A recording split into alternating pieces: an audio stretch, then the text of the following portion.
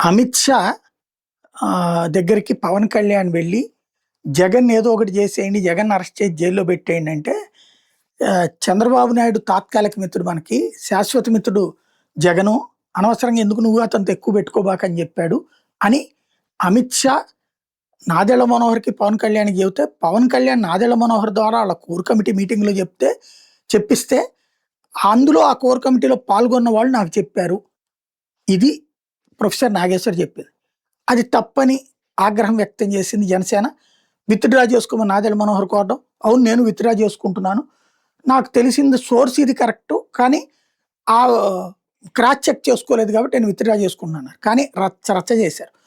ఇప్పుడు నిన్న ఇవాళ కులం పేరుతో రెచ్చగొడుతుంది ఎవరు? కాపులకి సంబంధించినటువంటిది సాయి కృష్ణ అనే కుర్రోడి అదృశ్యం, మర్డర్ అయ్యాడా, లాకప్ డెత్ అయ్యాడా అన్న కేసుకు సంబంధించి గ్యారంటీ ప్రజలు ప్రశ్నిస్తారు, మీడియా ప్రశ్నిస్తుంది, నిలదీస్తారు, తప్పదు మీడియాకు కూడా.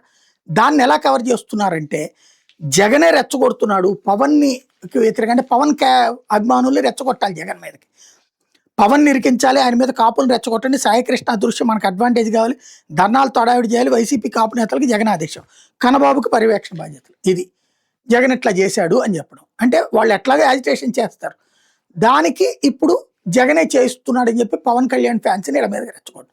మరి ఇప్పుడు జగన్ ఇట్లా మాట్లాడతాడా ఆర్కేని? జగన్ మాట్లాడి పట్టించుకోడు. ఇప్పుడు ప్రొఫెసర్ నాగేశ్వర్ మీద కేసు పెట్టినట్టు ఆర్కే మీద కేసు పెడతారా? పెట్టరు. ఎందుకంటే మనకు సంబంధించినోడు కావడం. ఇదే ఆంధ్రాలో స్పెషల్.